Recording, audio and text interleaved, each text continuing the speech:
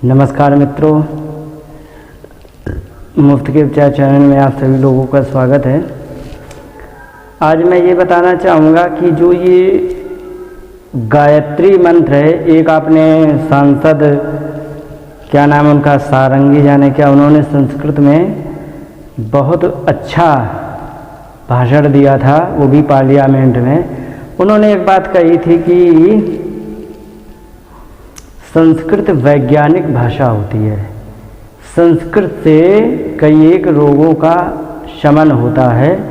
तो उन्होंने पार्लियामेंट में भाषण दिया, बड़ा अच्छा था, वो मैंने पूरा सुना, बहुत सारी बातें कही उन्होंने। तो आखिर उन्होंने संस्कृत को क्यों वैज्ञानिक भाषा का, क्यों ये कहा कि इससे कई एक रोगों का शमन होता है और क्यों सेहत के लिए बहुत अच्छी होती है, इसके बारे में आज बताना चाहूँगा। और गायत्री मंत्र को भी लूँगा इसमें, गायत्री मंत्र की क्या वैज्ञानिकता है। तो सबसे पहले मैं गायत्री मंत्र को मैं प्रारंभ करता हूँ। तो मैं ये बताना चाहूँगा कि गायत्री मंत्र आखिर कहाँ का है, इसकी क्या वैज्ञानिकता है, इससे क्या लाभ होते हैं, किन किन रिसर्च में कहाँ रिसर्च हुई और उसमें क्या क्या परिणाम आए, इन सभी बातों को लेना है। तो ये गायत्री मंत्र ऋग्वेद के 3 मंडल में 62वें सूत्र के का 10वां श्लोक है। तो जैसे ये ओम भूर्भुवः स्वः ये है, तो ये है। तो इस मंत्र की एक सबसे बड़ी विशेषता ये है कि यदि इस मंत्र को, वैसे आपने देखा होगा कि जब ब्राह्मण का उपनयन संस्कार होता है, उपनयन शब्द का संस्कृत में वो होता है उप माने समीपे, नयन नयति, जो समीप में ले जाए, समीप में किसके, ईश्वर के। तो उपनयन का संस्कार का मतलब ही यही होता है कि आज तुम संसार में खूब खेलते रहे, अब तुम ईश्वर के समीप चलो। उपनयन समीप में ले जाना ये होता है। जैसे गच्छन जाते हुए, श्वसन, रुदन, तो ये है माने रोते हुए आदि आदि होता है। ऐसे ही है नयन माने समीप में ले जाते हुए, ऐसा संस्कार जो समीप में ले जाते हुए हो, तो ये है ईश्वर के। तो ये उपनयन संस्कार होता है। जिस समय उपनयन संस्कार होता है तो उस समय गायत्री मंत्र प्रदान किया जाता है। क्यों प्रदान किया जाता है? क्योंकि गायत्री मंत्र प्रदान करने का जीवन का समय होता है 5 वर्ष 5 माह 5वां दिन।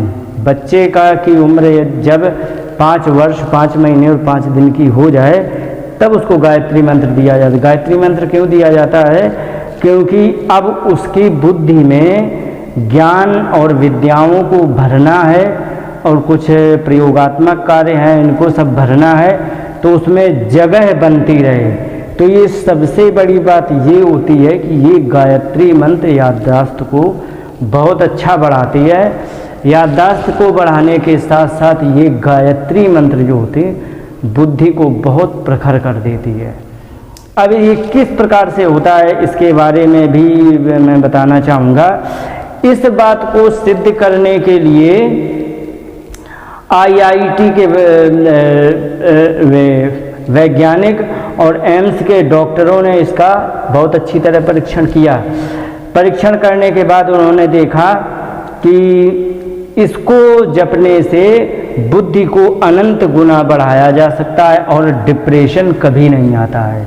ये इन्होंने रिसर्च किया।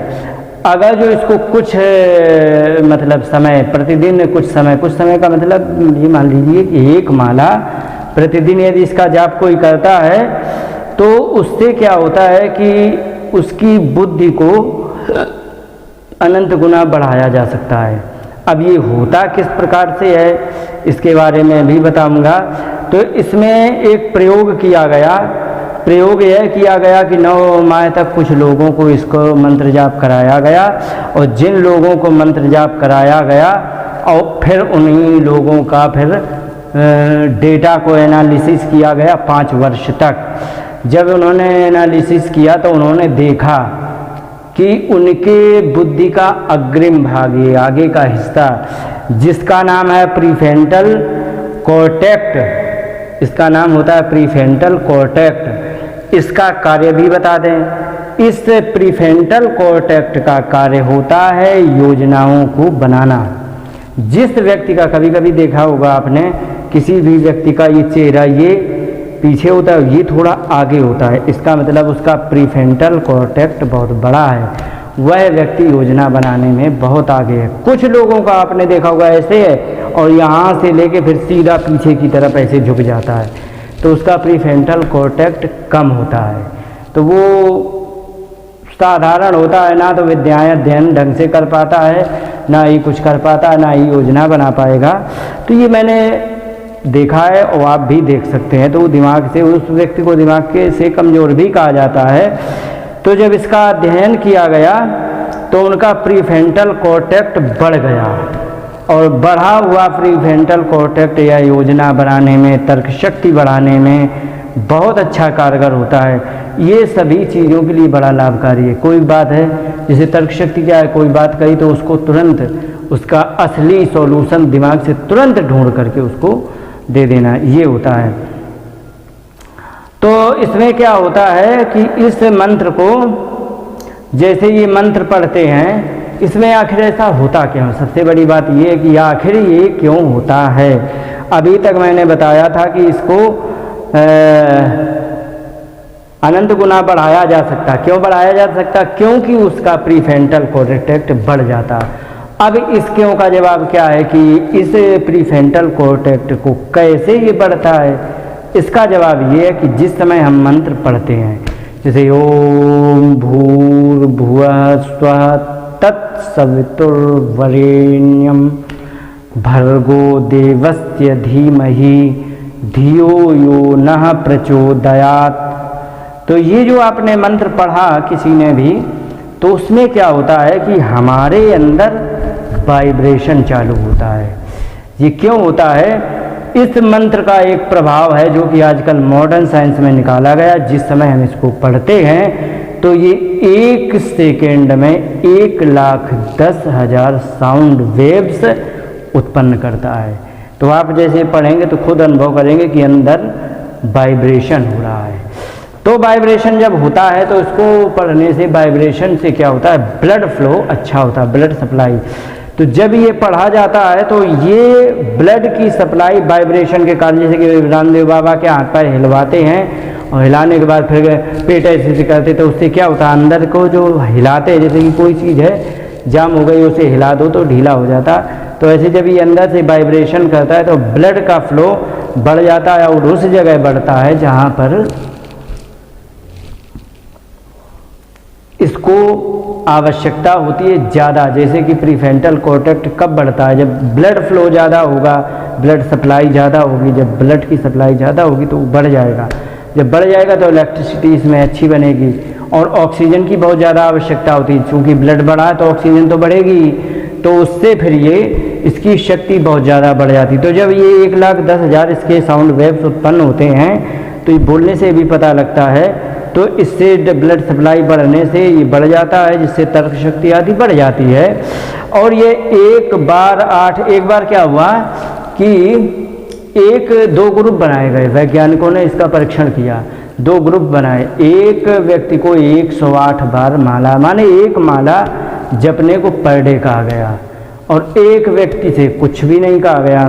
तो जिस व्यक्ति को जपने को कहा तो धीरे धीरे क्या हुआ कि उसका खुशी का जो होता है हार्मोन, जैसे खुशी के हार्मोन मान लो एक डोपामाइन है, एक गावा है, तो ये जो हार्मोन है ये एकदम सक्रिय हो गए। तो सक्रिय होने से क्या है कि व्यक्ति प्रसन्न हो जाता है। जैसे कि कोई दारू वगैरह पी लेता है तो उसमें क्या होता है, वह व्यक्ति एकदम प्रसन्न हो जाएगा। और प्रसन्न होने से क्या है कि उसका, जब दारू पी लेगा तो वो प्रसन्न क्यों हो जाता है, क्योंकि उसका डोपामाइन और गावा ये दोनों हार्मोन तेज रिलीज होने लगते।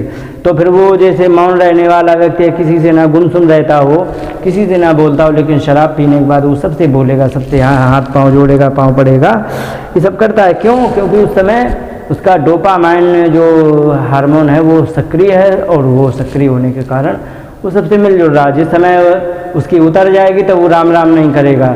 लेकिन दारू से जो बढ़ता है तो वो क्या होता है कि पहले तो बढ़ा देगा, लेकिन जिस समय उतरेगी तो वो जो उसके पास भी था उसको भी ख़त्म कर देगा। धीरे धीरे वो डिप्रेशन का शिकार हो जाता है। लेकिन गायत्री मंत्र में ऐसा किया गया तो इससे क्या होता है कि इससे ये धीरे धीरे बढ़ता है। तो ये बढ़ाता है, तेज रिलीज नहीं कराता, बढ़ाता है। और बढ़ेगा तो अपने आप रिलीज होगा। तो जब ये बढ़ाएगा तो इससे क्या है कि वो व्यक्ति प्रसन्न, जिस व्यक्ति को जपने के लिए नहीं कहा गया तो वह व्यक्ति मन से विचलित भी रहा, मन एकाग्र नहीं रहा, दुखी भी रहा, डिप्रेशन में भी रहा, सारी बातें उसको आई।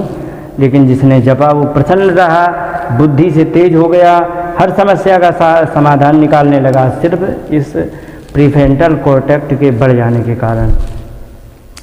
अब जिसका गावा केमिकल वो हार्मोन अच्छा होता है ना, उसकी नींद भी बहुत अच्छी आती है, वह कभी भी डिप्रेशन में नहीं जाता। ये और है। तो मैंने अभी बात करी थी कि इससे डिप्रेशन में क्यों नहीं जाता है गायत्री मंत्र पढ़ने से, तो मैंने ये भी कहा था कि डिप्रेशन में भी नहीं जाता। तो इसका कारण ये है कि उसका गावा केमिकल बढ़ जाता है, हार्मोन, जिससे वो कभी डिप्रेशन में नहीं जाता। लेकिन एक चीज़ है, जिस समय हम गायत्री मंत्र को जपते हैं तो हमारे ब्रेन की तरफ जब ब्लड फ्लो करता है तो हमारी पूरे चेहरे में ब्लड बहुत अच्छा आता है। और जब चेहरे में ब्लड अच्छा आता है तो चेहरे में तेज बढ़ जाता है। बहुत से लोगों को, मंत्र जाप करने वालों को देखा होगा कि उनके चेहरे पर तेज बढ़ जाता है। और तेज बढ़ने के कारण क्या होता है कि वे, उनको कितना भी भले ही काला काला व्यक्ति क्यों ना हो, लेकिन वो सुंदर लगता है, क्योंकि उसका तेज बढ़ जाता है। तेज क्यों? क्योंकि उसका ब्लड सामने आ जाता है। तो ये होता है। तो इनमें जब ये जपाया गया तो उनमें क्या है कि एक MRI टेस्ट होता है जिसको मैग्नेटिक रेजोनेंस इमेजिंग कहते हैं। तो ये जब कराया गया तो उसमें ये सारी बातें खुल कर के आई कि उसमें गावा बढ़ गया है, तर्क शक्ति बढ़ गई, सारी बातें उसमें खुल कर आई। अब इस बात को सुनते हुए भारत में ही नहीं कई देशों में इसकी खोज चालू हुई। जैसे कि जर्मनी में भी चालू हुई, हैम्बर्ड यूनिवर्सिटी में, अमेरिका में भी चालू हुई, हार्वर्ड यूनिवर्सिटी में। इन सभी में जब ये खोज चालू हुई तो ये सभी लोगों ने क्या किया कि कई मंत्रों को लिया, एक गायत्री मंत्र लिया और भी तमाम महामृत्युंजय आदि कई मंत्रों को लिया। लेकिन जिस समय जाप कराया गया तो गायत्री मंत्र वालों पर बहुत अच्छा प्रभाव पड़ा। इससे क्या हुआ कि इसके जपने से उनमें बहुत जल्दी प्रभाव पड़ने लगा, दिमाग तेज होने लगा, प्रसन्न रहने लगे, बहुत जल्दी होने लगे, ये देखा गया। अब मैं बात करूंगा कि ये गायत्री मंत्र आखिरी किसकी उपासना की गई, गायत्री शब्द का तात्पर्य क्या है, गायत्री क्या है, इस बारे में बताना चाहूँगा। तो मैं आपसे बताना चाहूँगा कि वैदिक और लौकिक संस्कृत में छंद होते हैं। वैदिक छंद, वेद में छंद होते हैं, जैसे जगती, महती, पंक्ति, बृहति, गायत्री और ये अनुष्टुप, बसंत तिलका आदि आदि छंद होते हैं। तो ये वेद में चलते हैं। और संस्कृत में भी होते हैं बहुत से छंद। अनुष्टुप है, मालिनी है। अनुष्टुप में जैसे वर्णानाम, अर्थ संज्ञानाम, रसानाम, छंद सामपि, मंगलानाम च कर्तारो, वंदे वाणी विनायको। ये है अनुष्टुप छंद। अब जैसे कि मालिनी छंद भी होता है, जैसे अतुलित बलधामम हेम शैलाभदेहम, ये मालिनी छंद है। और इसी प्रकार से शार्दूल विक्रीडित छंद है, यस्यांके च विभाति भूधर सुता देवापगा मस्तके। इस प्रकार से भुजंग प्रयात, नमामीशमीशान निर्वाण रूपम, इसी प्रकार से बसंत तिलका है। इसी प्रकार से कनक मंजरी छंद है। कनक मंजरी छंद भागवत सुनी होगी, सभी ने सुनी है भागवत। भागवत में एक 10वें स्कंद में पाठ आता है जिसका नाम है गोपी गीत। जयति तेदिकम जन्मना ब्रजास्त्रयत इंदिरा शश्वदत्र ही। तो ये जो है ये हमारी कनक मंजरी छंद है। तो इसी प्रकार से एक नरकुटक छंद होता है। जय जय जय अजाम खिल दोष ग्रभित गुणा, इस प्रकार से।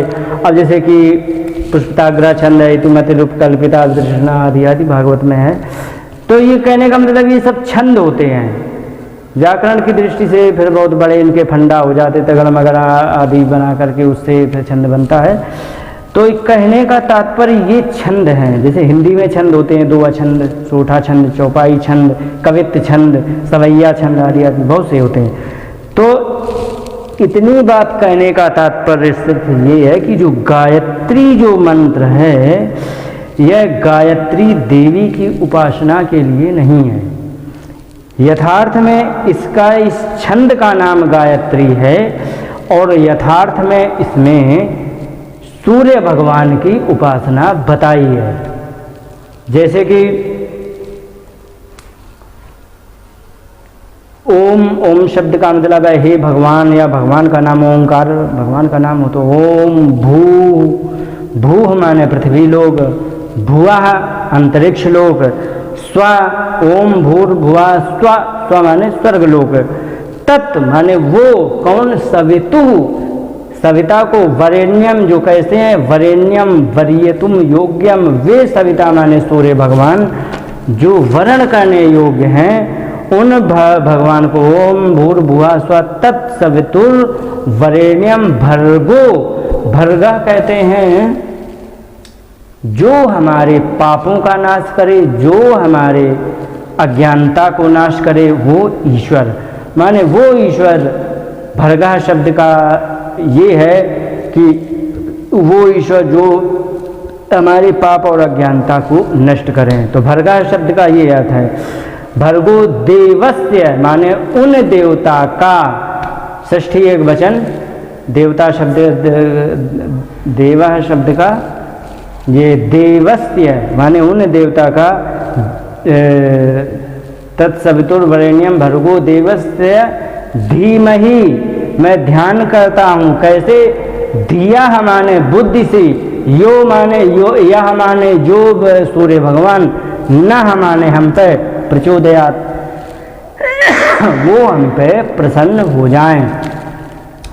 तो कहने का मतलब ये है कि ये एक सूर्य भगवान की उपासना है, ना कि इसमें कोई गायत्री देवी की उपासना। लोग गायत्री देवी कहते रहते हैं। इसका मतलब ये है कि वे बेचारे समझते नहीं हैं आखिर गायत्री देवी है या छंद है, नहीं समझते हैं। लेकिन यथार्थ में वो, लेकिन कुछ भी सही, गायत्री देवी समझें चाहे कुछ समझें, पर लेकिन यदि जप रहे तो उनको फल तो मिलेगा ही। आग को चाहे जान के छुओ चाहे अनजाने में, वो परिणाम देगी ही। अमृत को तुम जान करके पियो चाहे अनजान में, वो तुम्हें अमृतत्व प्रदान कर ही देगा।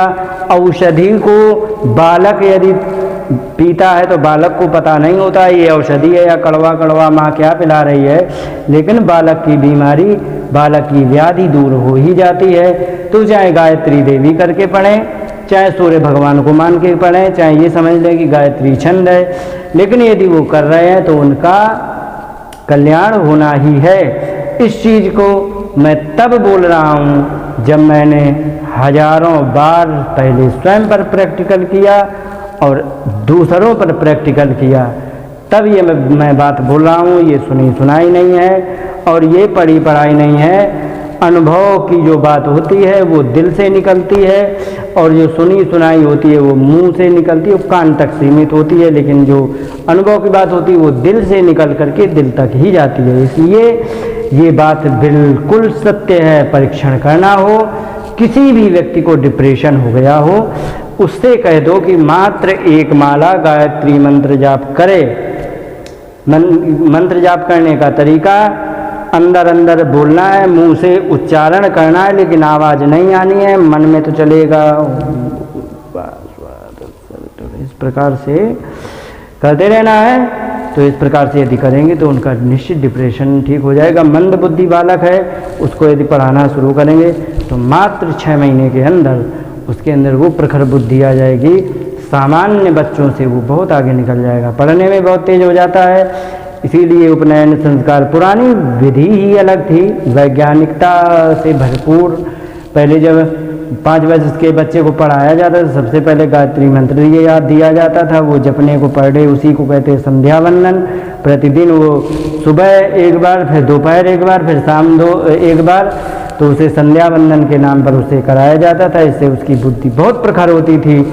और जो आज पढ़ाई करने में 16-16, 20-20 साल लगा देते हैं, वो तब का बच्चा मात्र 8-10 साल में उस सब कुछ पढ़ जाता था, क्योंकि पहले बुद्धि बढ़ाने का प्रयास किया जाता था, फिर उसमें भरने का, क्योंकि पात्र छोटा होगा तो भर नहीं पाएगा, तो पहले पात्र बड़ा करो, फिर उसमें वस्तु डालो। सीधी सी बात है। जल यदि 10 लीटर है तो 10 लीटर डालने के लिए जल भी 10 लीटर का होना चाहिए, क्योंकि हमारा वैदिक ज्ञान बहुत बड़ा विशाल है, तो उसको विशाल बुद्धि भी चाहिए। तो उस विशाल बुद्धि को बनाने के लिए पहले गुरुजन गायत्री मंत्र का सहारा लेते थे। इस प्रकार से गायत्री मंत्र जो भी जपेगा उसको बहुत बड़ा लाभ होगा, और पढ़ते समय जो जपेगा तो उसकी तो फिर कहना ही क्या है, उसकी बल्ले बल्ले है। इन्हीं शब्दों के साथ बात को विराम दें। नमस्कार, जय हिंद।